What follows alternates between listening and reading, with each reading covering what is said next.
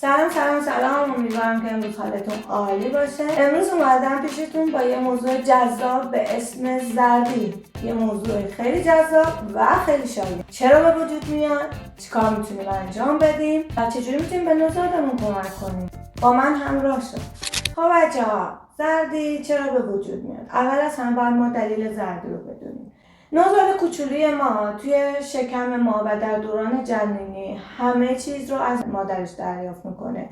خون غنی از مواد مغذی و اکسیژن رو دریافت میکنه و خونی که عاری از مواد مغذی رو به سمت مادر برمیگردونه. و تقریبا هیچ کار خودش انجام نمیده. توی شکم مادر باز این مایع دوران جنینی مایع آمنیوتیک که میخوره رو با دفع میکنه، ادرار میکنه، ولی اون مواد مغذی خودش برای خودش فراهم نمیکنه، بلکه خون آماده رو میگیره.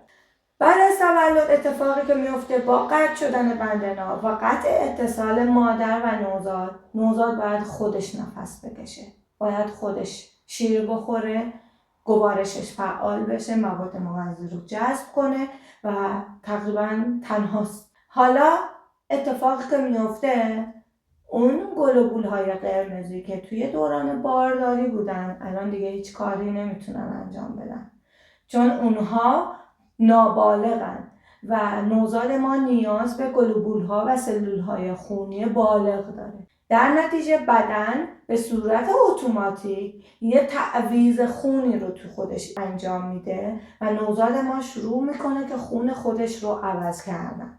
اتفاقی که میفته میاد گلوبول‌های قرمز دوران جنینی رو پاره میکنه، از بینش میبره و گلوبول‌های قرمز جدید رو جایگزینش میکنه.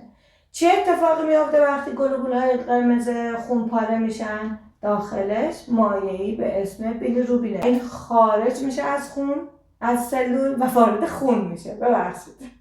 وارد خون میشه. دفعه حجم زیادی از بیلیروبین وارد خون میشه که نوزاد ما باید از طریق کبد، گوارش و از طریق پوست اونها رو دفع بکنه. حالا چیکار میتونیم انجام بدیم که این تعویض خون برای نوزاد ما راحت تر باشه؟ وقتی که نوزاد ما خیلی خوب شیر بخوره، دفع ادرار، دفع مدفوع داشته باشه، از طریق گوارش و کبد این سمزدایی انجام میشه و این بیلیروبین از توی خون پاک میشه. از سمت دیگه بدن به خاطر حفاظت از ارگانهای اصلی مثل چشم، مثل مغز، مثل کبد، کلیه، به خاطر اینها وقتی که حجم زیادی از بیلیروبین توی خون هست اون رو میفرسته زیر پوست. به خاطر همین در نهایت پوست نوزاد ما اگر نتونه به زمان مناسب این حجم از بیلیروبین رو دفع بکنه، پوست نوزاد ما زرد میشه، چشمش زرد میشه و این نشونه ای از زردیه. نوزاد ما این زردی رو یا این بیلیروبینی که توی خونش هست رو به سمت پوست میفرسته. چه اتفاقی میفته؟ اول از همه خونی که در گردش هست توی بدن پاک میشه. پوست برای بدن مهم نیست، انقدر مهم نیست مثل ارگانهای داخلی. پس برای حفظ حیات و حفظ ارگانهای حیاتی بدن بیلیروبین فرستاده میشه زیر پوست. حالا ما میتونیم نوزادمون رو لخت کنیم و اگر از طریق پنجره آفتاب روی سطح زمین یا سطح مبلمون داریم، نوزادمون رو میتونیم با یه پوشک زیر نور آفتاب قرار بدیم. این بهترین چیزی که کمک میکنه نوزاد ما زیر نور آفتاب و با از طریق اشعه نور آفتاب، اشعه یووی، اون زردی رو دفع بکنه.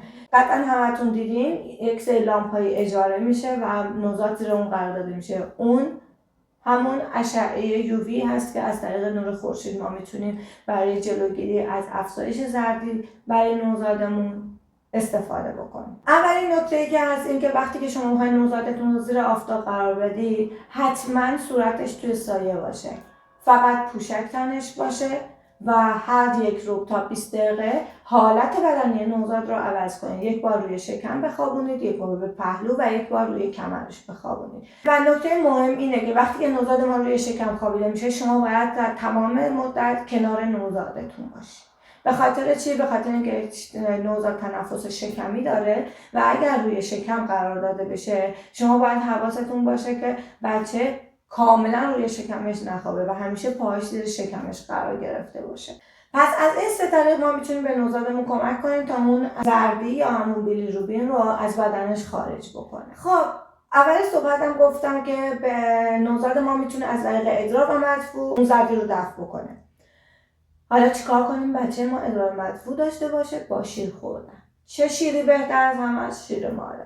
چون شیر مادر آغوز یا همون کلسترول هستش اون اوایل بعد زایمان و این بسیار چربی مغذی داره.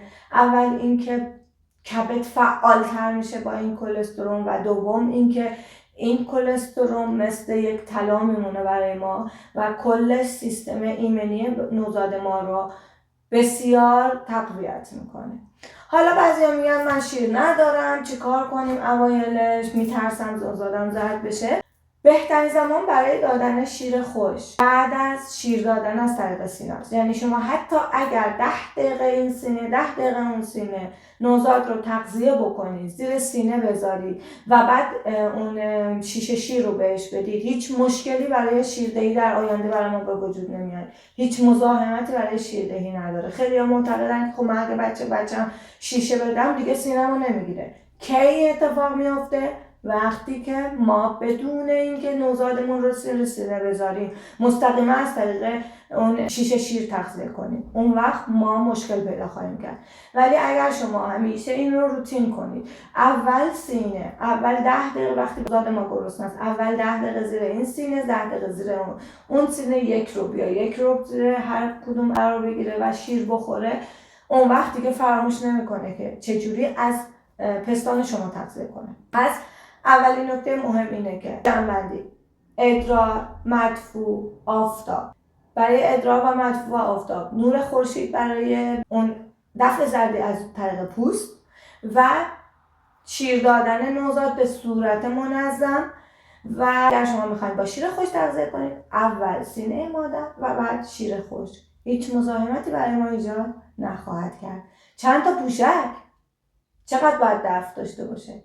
بچه‌ها اگر که 6 تا پوشک در 24 ساعت کاملا پر بشه برای ما کافیه. 6 تا 8 پوشک و مسلما اول نوزاد ما دفعات مدفوع کردنش زیاد خواهد بود اگر به اندازه کافی شیر بخوره.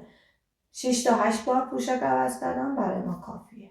و در آخر اگر مادر بارداری رو میشناسید یا مامانی که نوزادی داره که نمیدونه چجوری باهاش رفتار کنه، اوایل زایمانه یا بارداره یا قصد بارداری داره، خوشحال میشم که ما رو به اون معرفی کنید.